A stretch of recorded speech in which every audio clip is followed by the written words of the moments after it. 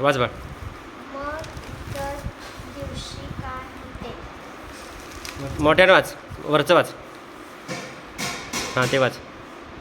शाहू मेळमधील कुस्तीचा आखाडा प्रकाशच होता. ओझोन टेक्नॉलॉजीचा वापर हवा. चिडचिड बनते. कौटुंबिक विसंवादाचे कारण. मोठ्यानं वाच अजून. हे वाच, पुढचा पॉईंट आहे ते वाच. हां